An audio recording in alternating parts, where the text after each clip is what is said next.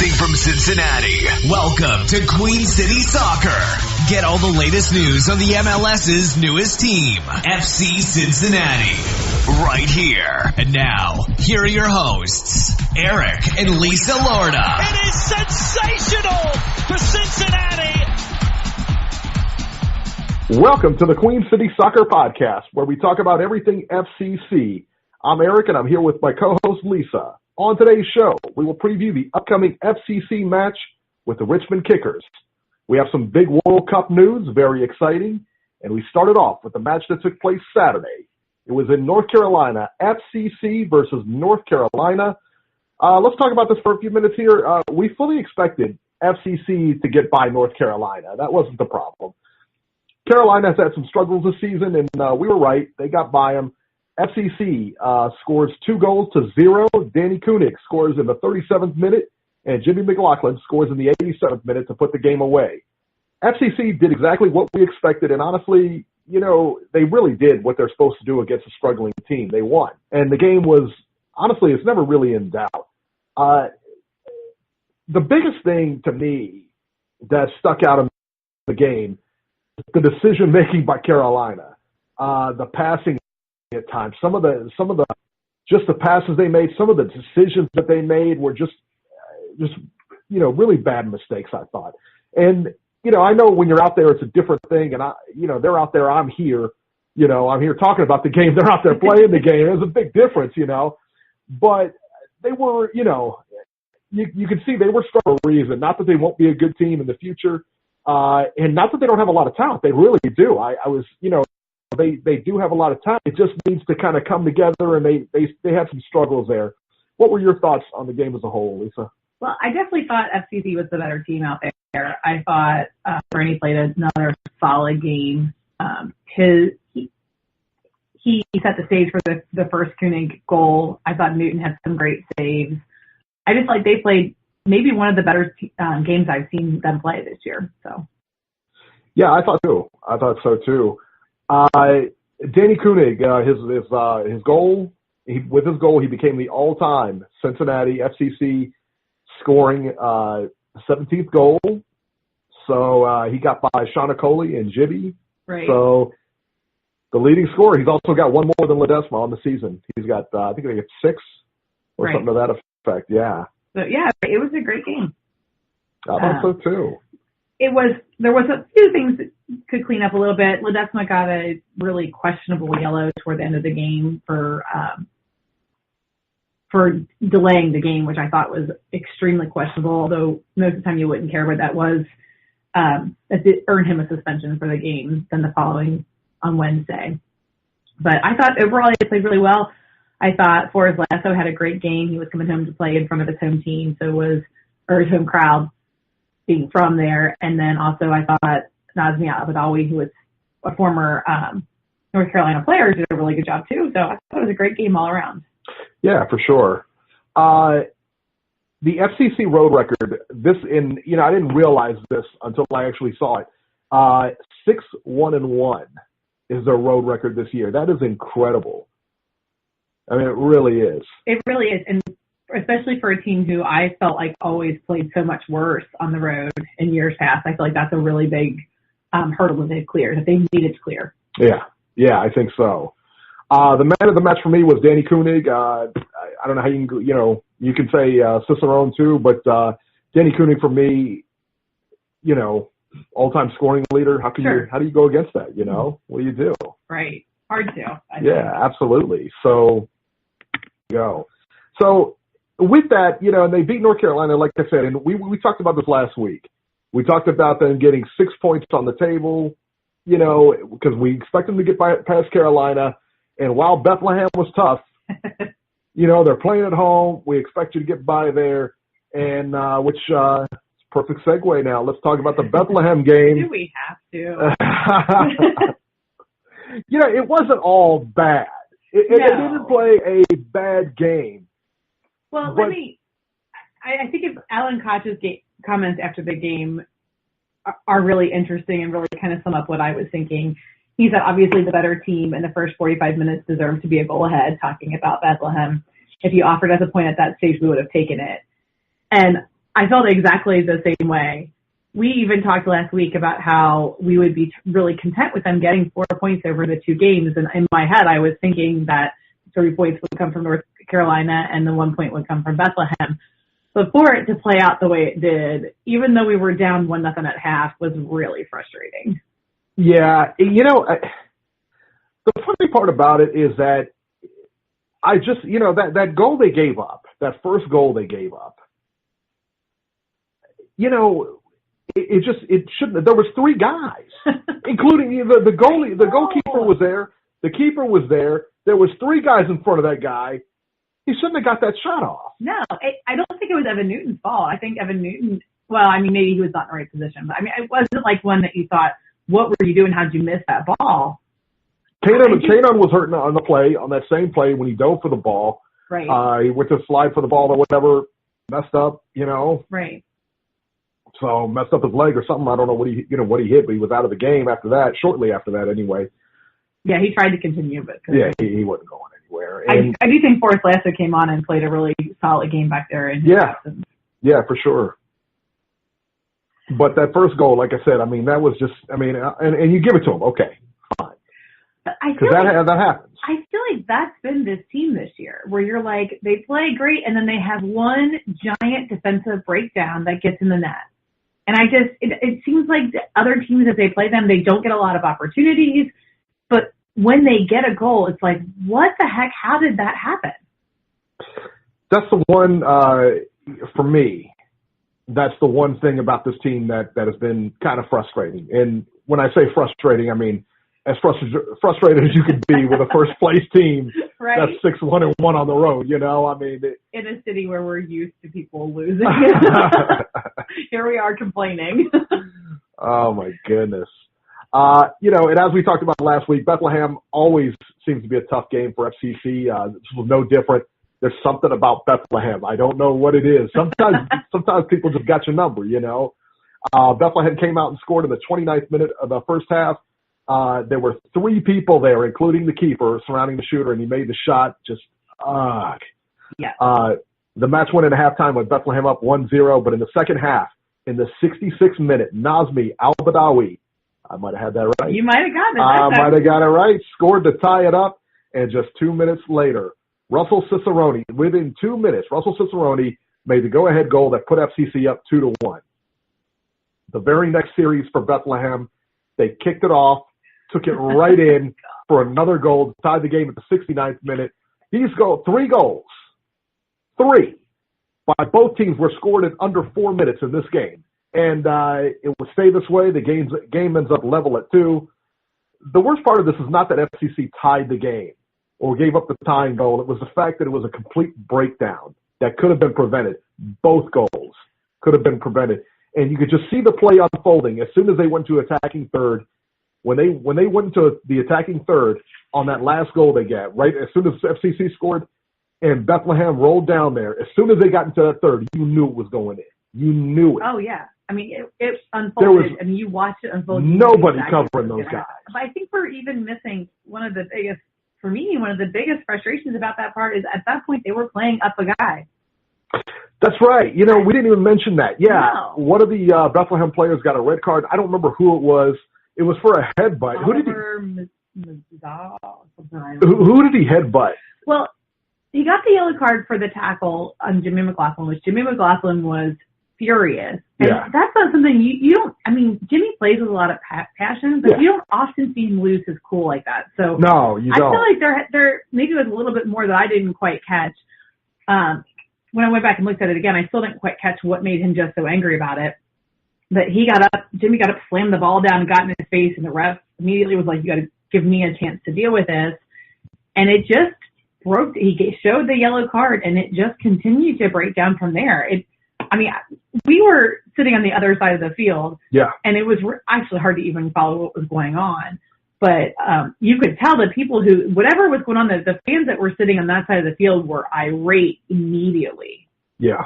And then to go back and watch it, I went back and watched the television broadcast of it again, and I don't know, maybe there was some pushing and shoving and like jawing that we didn't see. Yeah, there was some jawing back and forth, but the headbutt is what got him the red card. The The headbutt is what got the Bethlehem player the red card. Who did he headbutt? Do you know? Nasmi.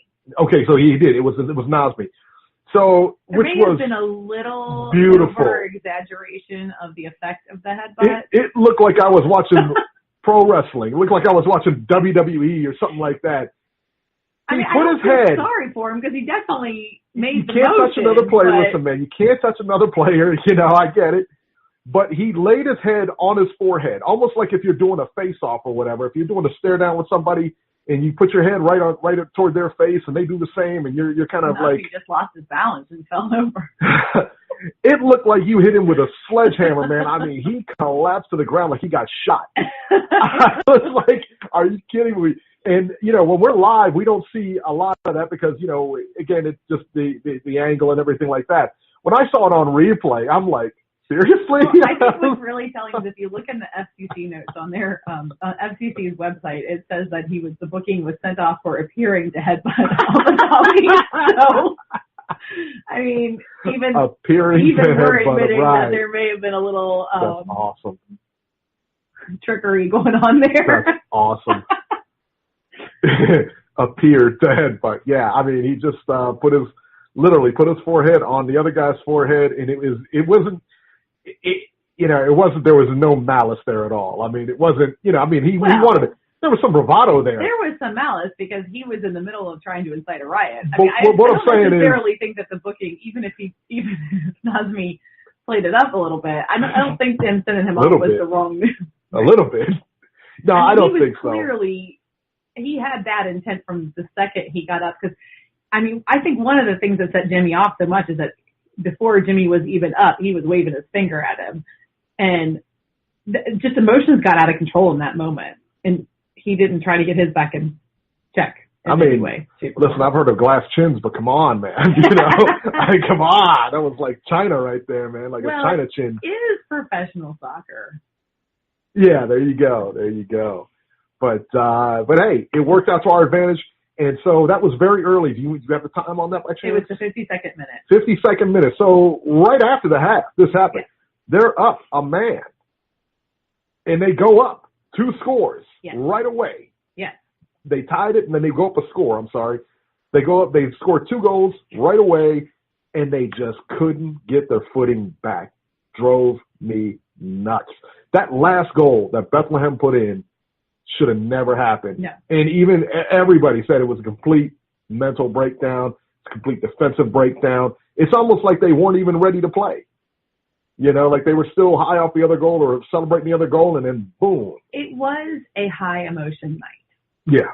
I feel like it was their 3rd game in 7 days. It was a high emotion night. However, they are professional soccer players. And I just feel like it was an almost inexcusable breakdown. I agree. Nothing. And it cost them the game. Yeah. It cost them the game. It cost them the win, I should say.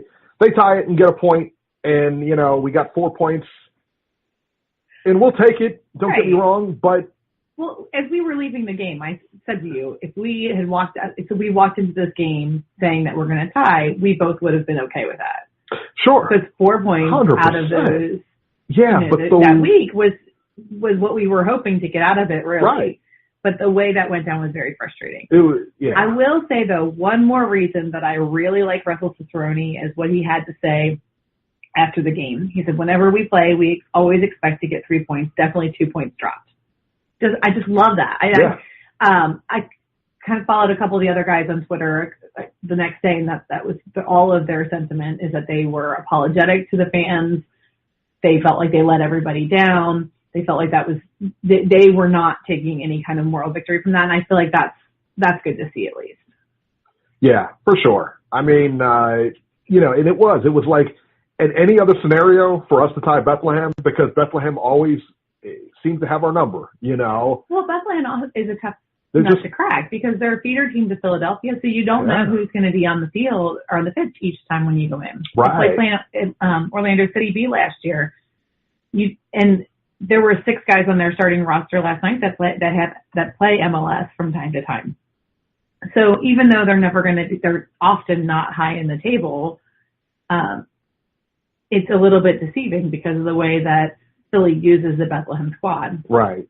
Let's talk about the final stats here. Cincinnati, and the stats were so one-sided. That's the other thing. When you looked at the stats, the stats were so one-sided. I mean, in favor of Cincinnati, the entire game. The entire game was in favor of Cincinnati. Yep. So it was very frustrating. Cincinnati, one of the big stats though, Cincinnati has had 9 different players score this season.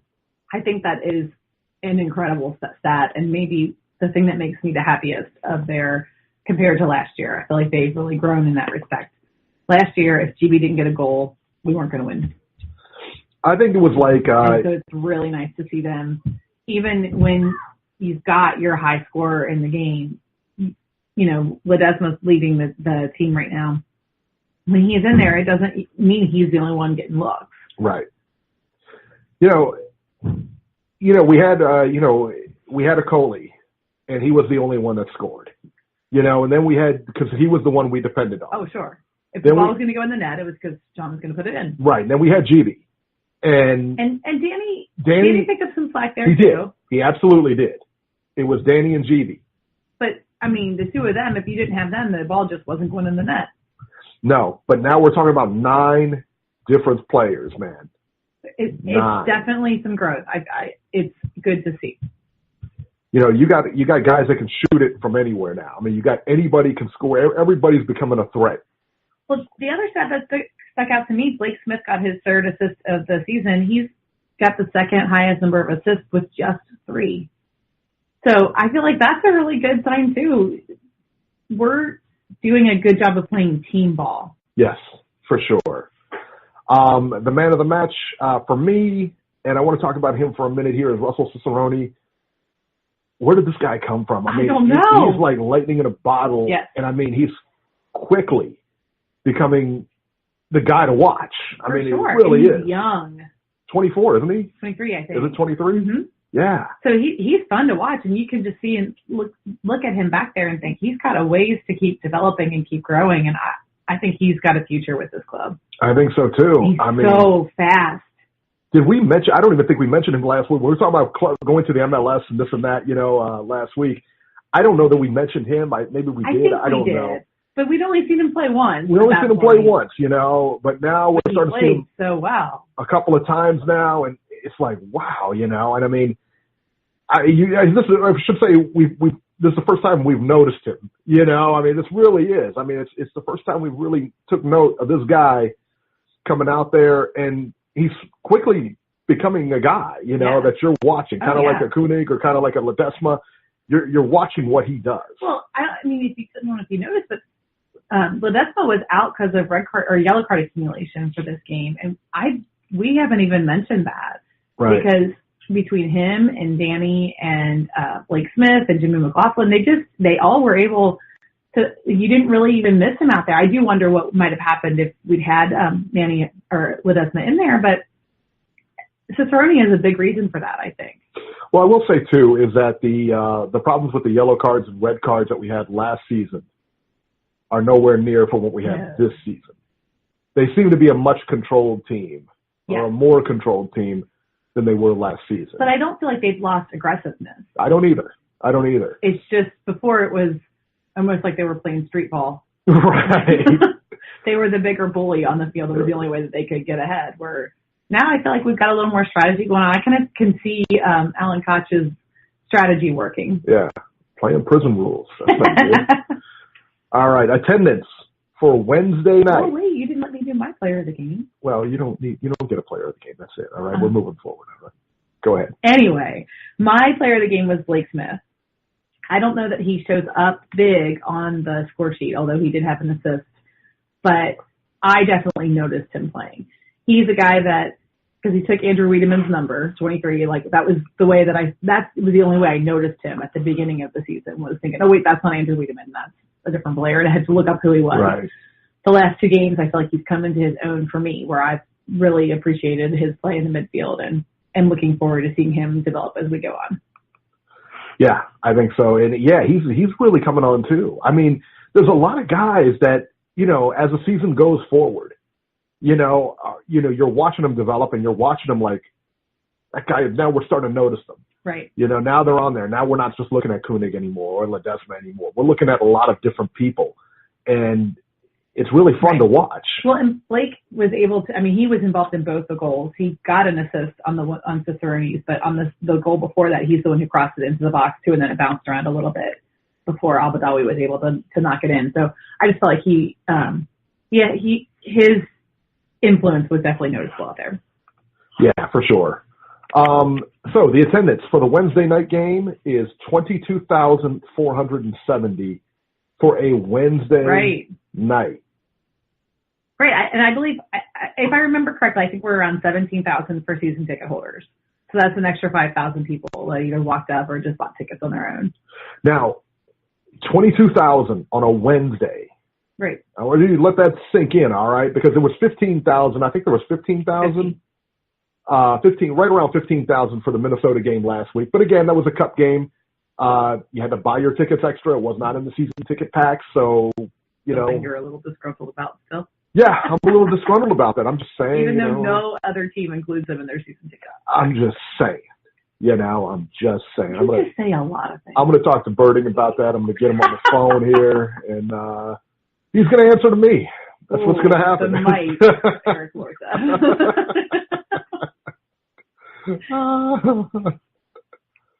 Anyway. So 22,470. Now, the attendance in North Carolina for the FCC game was right around 4,000. Oh, good Lord. 4,000. So slightly less. Yeah. I mean, it's incredible. We keep going back to this, and I think the MLS obviously took note. That's why we're going there, of the attendance. I mean, you can't, 22,000, in a USL team, 4,000 at North Carolina. I mean, it's incredible how many people show up on a Wednesday. This is a Wednesday game. I don't even think it's just the attendance. The atmosphere in the game on Wednesday was incredible. Oh, yeah. I mean, the Bailey was singing their heads off the whole game. I mean, it wasn't quiet there at all. The thing about the Bailey, the crazy thing about the Bailey is that the entire game doesn't stop. The entire game, they just keep going. And it's really amazing to see. Yeah. It really is. And we were in Columbus, was it last week? Last Saturday, for the Red Bulls game. And I think they had, what did they have, about, I think we said 14,000 there or something like that, or 11,000? No, I think it was more like 11. Yeah, it was like 11,000 there for the crew. And the atmosphere wasn't nearly what it was at Nippert. No. But for a fan base that is faced with losing their team, I felt like they were still pretty in. You think they go? I so want them to stay, but I think they go. I think they go too. Yeah, we were out there and we talked to some of the guys over there and asked them and said, are you guys leaving for sure or what's the deal? And they said that it's still up in the air. They said that it was still up in the air. They didn't know. Well, but those were all people who were just working for the club who were hoping to keep their jobs. There weren't people that were high up, like ticket takers and that kind of thing. Yeah, that's true. They don't have a lot of inside information. Yeah. And probably they've been told to be very vague about it because they still want to fill that stadium for the year. Yeah, I mean, but they didn't seem to know, and my guess is that they're gone. I mean, the thing is, with 11,000 people there, that's, I don't know, like in the MLS what the attendance is and everything like that, and but they are toward the bottom, right? Yeah. But then again, there's only one team that is below them at this point. But then again, you think about it, okay? Like, of course they're going to be toward the bottom because they're talking about leaving. Right. Why would you? I mean, if FCC announced that they were moving to Seattle, or Texas somewhere, or where they're Austin, I think they're going. Yeah. Austin. They would lose a lot of fans as well. I mean, I would have a hard time spending money on season tickets for a team that was going to leave. It's heartbreaking. I mean, in the section we were in, there were lots of kids there. There was remember the little girl in front of us who was clearly a big fan. Yeah. And I just kept looking at her and thinking how heartbreaking it would be for her to lose her team. Yeah. I mean, and right now they're third in their conference in the table. I mean, they're having a good season too. I don't know. It's frustrating. I don't get it. Yeah, they're a very good team, and what a storied history there. I mean, that's the other thing that that got me, man. It's such a storied history. I mean, there. they're literally the first team in MLS. They were the first soccer-specific stadium in the country. It just seems like MLS is ignoring a big piece of their history, and I don't think that's going to serve them well in the long run. It also seemed like the little bit I could look up, it looks like the city of Columbus is trying. They were looking for a local ownership group. They said they had a local ownership group that could buy them out. They were looking for area in downtown proper to build them a new stadium. I don't know what kind of hoops they would have to go through to get that stadium built.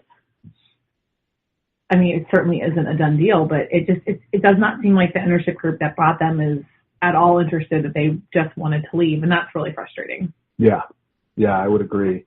And to rip them away from Columbus like that, you got a good base. I mean, everybody who came to that game had yellow on or they had black on. Well, except for us and the other FCC fans. Right, and I mean... Because there was a small group of FCC players that made the trip up. Absolutely. And that was the other thing. I wore my FCC hat, and I had 4 or 5 different people stop us and thank us for coming up. So that was cool. And but I hope they're able to do something, man. I mean, that's just a lousy thing to do to that franchise. It's just a lousy thing that it's allowed. Yeah. But like I said, man, that owner, from the rumors and everything you hear, he bought them with the intention of moving them. And I just wonder why Columbus? I mean, for all their ills this season, they're still beating DC United in attendance. Why not there? What are you saying? They're third in the table? Yes. They're around third in the table. And they're next to last in the attendance. And we don't know, and in all fairness, we don't know if that's accurate, in the sense that if they didn't move, where would they be? I don't know. It was a very unscientific search, but I was searching the hashtag Save the Crew. Yeah. And one of the things people were imploring them was just that one of the things they have to do to save the crew is to keep showing up. That, if you boycott, you're just kind of proving their narrative. He's right. I mean, that's right. Because, you don't show up. I mean, you get 11,000 people at an MLS game. Cincinnati's doubling that, And it's not even us against them. It's just, you have to show up and get a groundswell. Right. But then if the deal's already done, you remember the Cleveland Browns? Right. That deal, they were trying to save them. That deal was done 2 weeks beforehand. They didn't even know. And they were still trying to save them. And there are other measures. The attendance is not the only measure. No. I mean, the ratings, I believe Columbus had the highest ratings the MLS playoff and MLS Cup run last year. Yeah. If I remember correctly. So it's definitely it's got a good soccer base. Yeah. Well, and too, I mean, you think about what does it do to, because we were down there and we got to see this kind of firsthand. I mean, it's definitely my first time at the stadium and everything. It was our first MLS game. Absolutely. Yeah.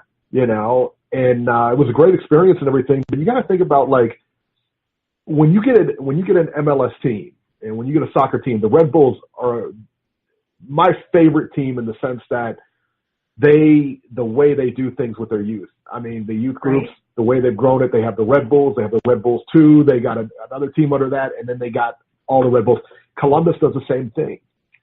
They have the crew, and then they have a good, good youth organization or whatever, where they have select clubs or whatever, and they have we've seen the crew teams at some of the local tournaments. Sure. The youth tournaments. Now, what happens to them? They go to other clubs or whatever. I mean, all the training specific, all the crew name, everything that goes now. Yeah. And it's just like it puts there's a big hole left for soccer. So what does it do to youth soccer in that area? And I mean, obviously, we're a little naive to the ways of MLS soccer because this team is the FCC going to MLS is our first local experience with it. Right. But I just feel like soccer is a sport that's on the rise in the United States, and I just feel like we all have to work together to build it. And this, I think, is a huge black eye on the organization. Yeah, I think so too. I mean, it just makes it like I don't know. I felt like soccer was different than other sports a little bit. Obviously, every professional sports agency is money, driven, but it seemed a little bit less like that than the NFL or MLB. This kind of, I guess, takes that away. Yeah. Because it really seems like it couldn't be anything other than a money thing. Yeah. When for the longest time, MLS, to me, seemed like it was just more about building soccer as a whole. Yeah, it's definitely going to leave a big gap there, and you kind of wonder what it's going to do to soccer in that area, to youth soccer in that area. Right. Will they get another team? I can't imagine. MLS is only slated to add 2 more teams, and then they've said multiple times that they're done expanding after the next 2. Yeah. At this point, I don't know what the next 2 would be, but yeah, it's a shame, man. It's a shame. I can't imagine. I don't even know how you justify adding an expansion team in Columbus. I don't know that you can. Yeah, I don't know that there's that big of a, I don't know. Yeah, it's awful.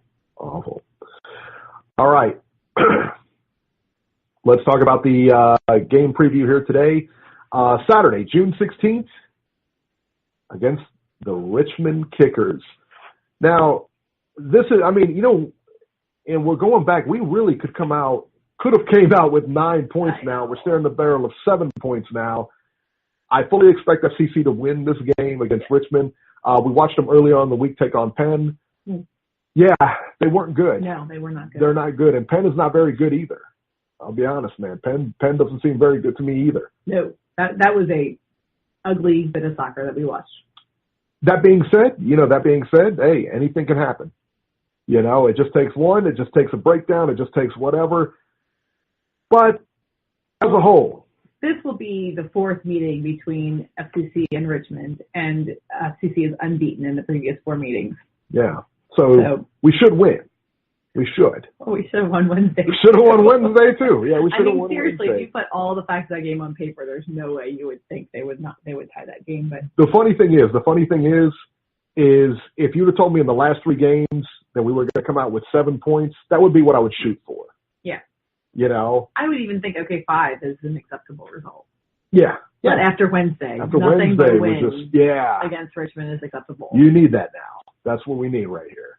But it's going to be tough because as much as Richmond is struggling on the season, as much as they struggled the other day against Penn, this is the 5th match in the last 2 weeks for FCC. So yeah, but Richmond is in a similar stretch in their schedule, and I have to trust in the depth of FCC. I don't feel like we're going to be as weary as they are. We have a lot more. We have an insane amount of depth. I mean, we do. The last couple of times I've looked at the roster and thought, what is he doing? And then, but then like thinking about the players that are sitting, but then if you look at the ones that are on the field, it's not bad. He's got to rotate, and he's got the luxury of being able to rotate. Danny Koenig only played 20 minutes in the last game, so he should be on fairly fresh legs. Ledesma was sitting out for the yellow card accumulation, so he should definitely be fresh legs. I feel like the offense has a really good chance to shine in this game.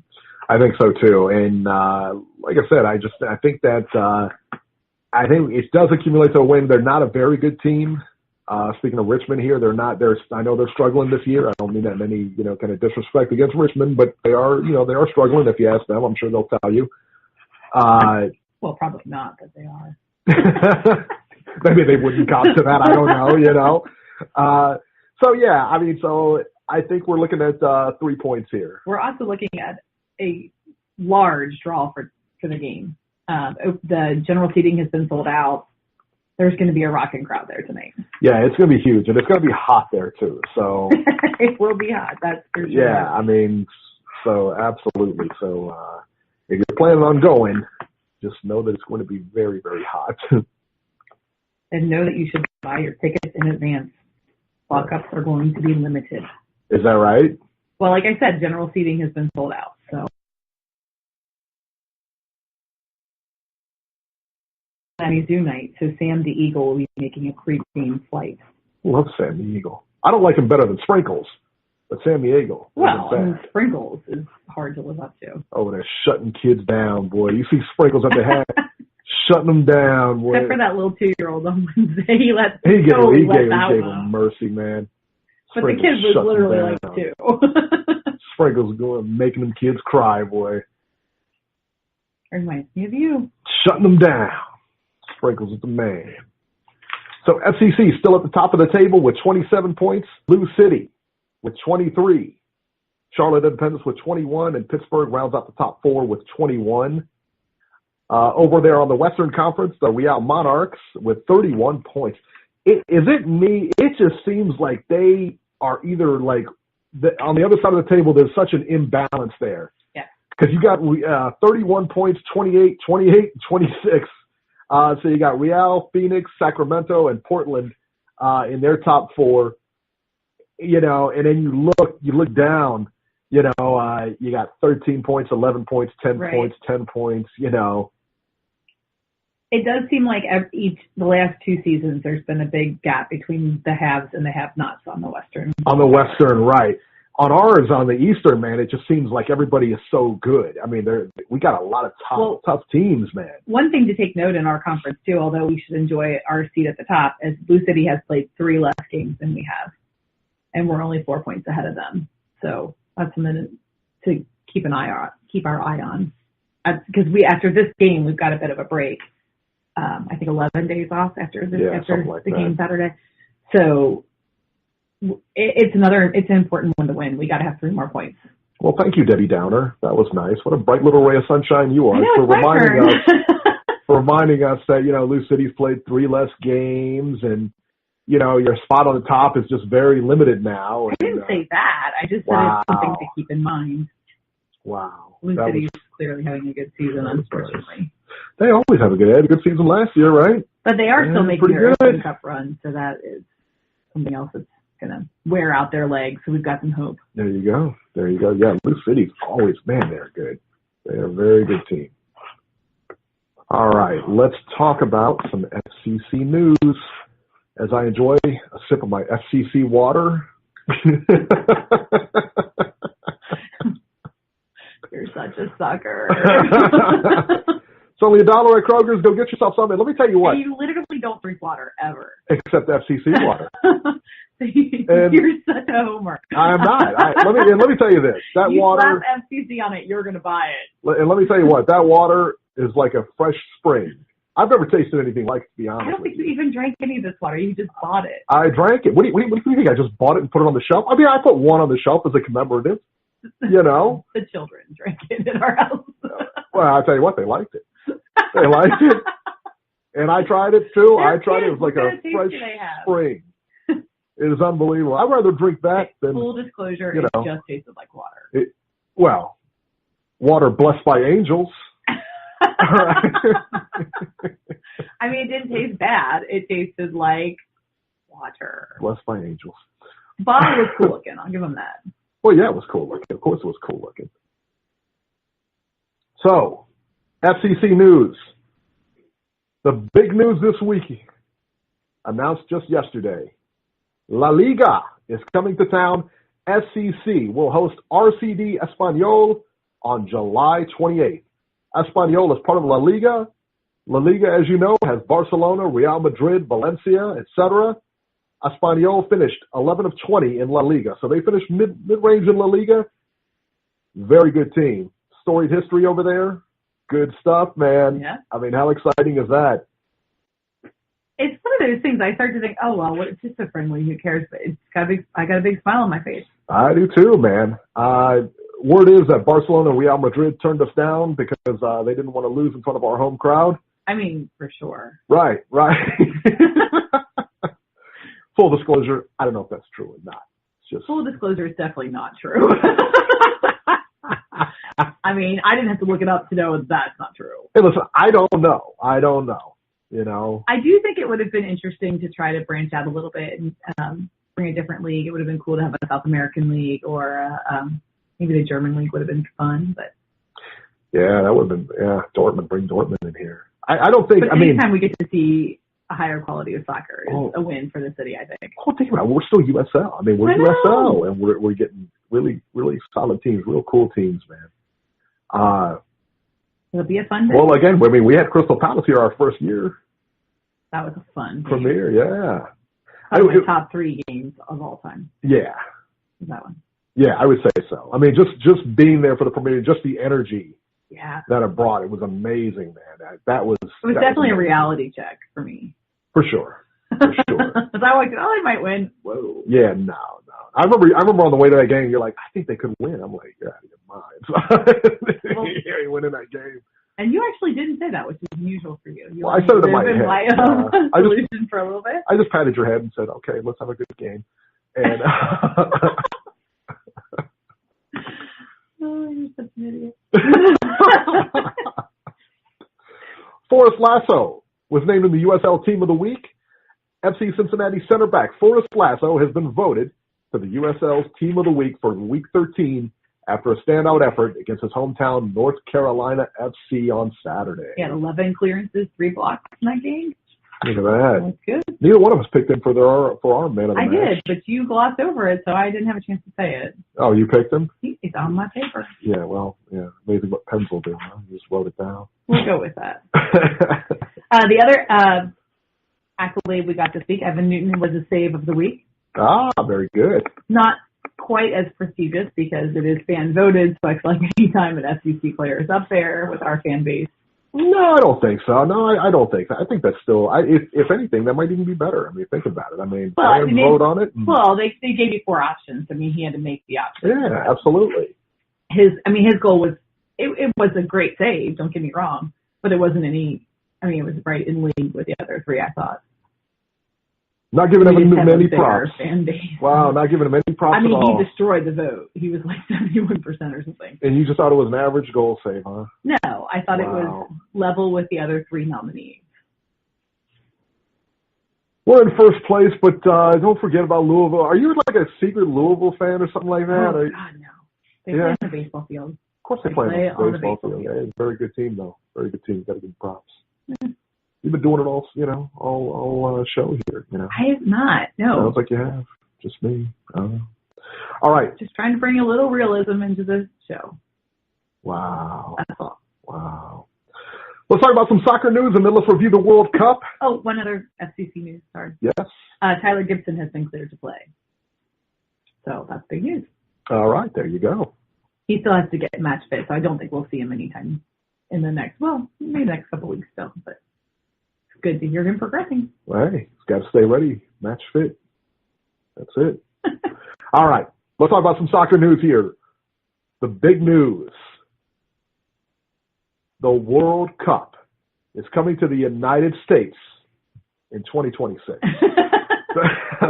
was so excited. Someone pointed out that's 8 years away. Yeah, I'm like, well, I'll be looking forward to that. The North American bid beat Morocco soundly by a vote of 134-65. Russia, incidentally, voted for Morocco. The big issue was that the infrastructure was already in North America, was already in place, man. Morocco would have had to build stadiums, I think 14 stadiums or something around there to meet the requirement. And that's a big deal. I mean, when you're talking about where you have to build versus it's already established, it's a bigger area. It's Oh, yeah. And I think stadiums is crazy. I think they did a great job of wrapping this bid up to 3 countries. You know what I mean? With Mexico, Canada, and the United States, they did a great job with that and kind of assured that it's coming back here. I think it's great. I think the level of cooperation it will take to pull this off is a good thing for North America. I think, highlighting an entire continent instead of one country is pretty cool. I think so too. Especially because Mexico is big. They're soccer crazy. They're soccer crazy over there. Yeah. I mean, they're one of the biggest in the world, man. Some of the best players come out of there. Some of the best teams come out of there. So. Well, and Canada has quite a history on the women's side too. So. That's right. I forgot about that. Well, I do. That's why I have you here. You point things out to me. You point out the obvious to me. Obvious to everyone but you. Very true. Very true. So, how this will break down is 60 games will take place in the United States, 10 in Mexico, and 10 in Canada for a total of 80 games. So FCC is already working to try to bring some of the games to Cincinnati. How about that? Wouldn't that be absolutely incredible? What did they say? It was going to be in Paul Brown Stadium? Yes. Because that makes sense because by then we should have, the FCC stadium built, but that's only 22,000 as opposed to like Paul Brown. That's going to be 40 something. At least, isn't it? I thought they were 50 or something like that. I thought it was 40 something, but either way, it's significantly more. But I remember they played the games at Soldier Field in Chicago and stuff. They played on so very good stuff, man. Very good stuff. I'm excited too because I feel like, the Women's World Cup is next year. Hopefully we'll have another good showing there. But the 1994 World Cup was really what got soccer a more solid footing, and I think it directly led to the start of MLS. So I'm excited to see what hosting the World Cup again might do to even increase soccer's popularity in this country. Women's soccer is good to watch too, man. I like, the men's soccer obviously I think is more popular around the world, but I think that women's soccer is really gaining traction, and I like watching the women play, man. They play the game differently in the sense that they don't. A little less dramatically. Yeah, I was trying to get to that point. I don't feel like someone would have fallen down on the same headbutt in a women's game. There's less flopping in the women's game. I don't think there's any flopping. Yeah, I think you may be right. I've heard officials say they prefer to officiate men's games because they get more rest when the guys are rolling around on the ground. They are just constant hustling, man. I tell you what, they're good, man. They're so good. I think just the level of quality of women's play in the United States helps us really like that game too. Yeah, for sure. All right, so let's talk about some World Cup results. World Cup started Thursday. In the opening round of the World Cup, Russia demolished Saudi Arabia 5-0. 5-0. And I caught this game, and this was just a bludgeoning from start to finish. This wasn't even close. And I tell you what, I didn't expect it. I had no clue. And I'm still wondering, is Russia that good? I don't know. 5-0. They have scored more points than any other team so far. 5-0. That's but 5 goals in the game is pretty unusual. So they've only played one game. They have. And, we'll see what they do Tuesday. We'll talk about that here in a minute. The match of the World Cup so far. Some were calling this the game of the year, game of the century, game of the World Cup. Spain versus calling it all that. The guys on TV. This is what happens when you watch TV instead of sit there and read the book or anything like that. You know what I mean? No lack of drama in international soccer. Right. Go! Yeah, you hear that guy over and over again. Spain versus Portugal, man. The game ended in a 3-3 tie at CR7. Ronaldo scores in the 88th minute to tie the game. Unbelievable. I watched this game too. This was really, really something. This is one of the crazier goals you'll ever see. They got the wall built. Ronaldo takes that kick, and Ronaldo, by the way, scored 3. He scored the hat trick, scored all 3 goals for Portugal. Hits that kick, and they got the wall. It goes right around the wall and right into the goal. Unbelievable. It was something special. Ronaldo is something else. How about that Spain loves him for 364 days a year? Yesterday they couldn't stand him. No, not high on their popularity that day. Ronaldo, of course, playing for Real Madrid. So that was a tough one. I think that was a tough pill to swallow. I'd say. Yeah, right. Cinderella has come to the dance and tied Argentina 1-1. Iceland ties Argentina at 1 today. Very good game. Messi has got another chance to win. He's missed 4 of his last 7 penalty kicks. I feel for him a little. World Cup competition, international, and his league competition or whatever. 4 of 7, but I don't feel bad for him at all. Yeah. I do feel like playing for his national team is in his head. There is something about that I don't know. I don't know. Yeah, he'll go home and sulk in his Lamborghini. Yeah, I don't feel bad for him. Go to a 22-room mansion. Cares. Wow. But he takes his. Yeah, let me go soak in his indoor pool he's got. Just a little bit. Hope he loses. No, I like. I'm sure all the rest of them are living in poverty, so just definitely target him. That's right. Well, so soccer players got it hard, but Messi, soft, Right. Yeah, it was a big Ronaldo in 21. Right. Ronaldo's a man of the people, Aye. But he has a chance to go ahead. He has a chance to go ahead, and that Iceland man, I tell you what, that keeper for Iceland, and I don't know his name, I should, but man, he made a great save. That was a great save too. It was just a really, really good save. Iceland keeps the Cinderella story alive. Argentina 1-1 today. France defeats Australia 2-1. No real surprise there. France could be one of the favorites to go all the way, man. They look good. They look good. Yeah, they look like they had that game from start to finish, really. I thought. Yeah, I did too. Uruguay beats Egypt in a very good game, 1-0. Watch that game last night. I think they scored in like the 88th minute or 89th. It was just sad for Egypt, man. I was kind of pulling for Egypt to win, but any game that is so well for so long and gets decided by 1 minute. Yeah, that's tough, man. Germany and Mexico play each other on Sunday. Who are you pulling for? Well, it's our heritage against each other. I know. My German family, your Mexican family. I don't care. I'm rolling with Germany. Antonio can put his German. I'm rooting for Mexico, man. Antonio can put his German jersey on all he wants. I put my Mexico jersey on. We got Mexico. I got a Mexico jersey. Do you? Yeah. How about that? I don't really. I think Germany's going to win the game. I don't have a strong. I'd rather see Mexico win. Yeah, that's what I'm talking about. But I think Germany's going to win that game. Yeah, it's going to be tough, man. Mexico, both teams are really tough, and they're playing in the same bracket. You'd like to see them switch out of each other's bracket, but they're playing in the same bracket, which is, man. I guess they're the bracket of death this year. Yeah, that's a tough bracket right there.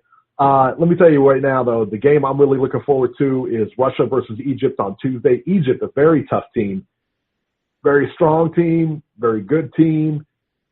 I want to see if the Russian team is for real, and we're going to find out against Egypt. If they go in there and manhandle Egypt like they did Saudi Arabia, and I also want to see how Saudi Arabia does, and subsequently in the other games, because they could be that team that just gets run over. Yeah. Or Russia could be, but I'm looking for Russia and Egypt to be a good game, man. I'm really looking forward to this one. Should be an interesting one. I think so. Start to see what's real. So so far, what are your thoughts on the World Cup? Been some fun, exciting games. For sure. Yeah. For sure. Any favorites emerging?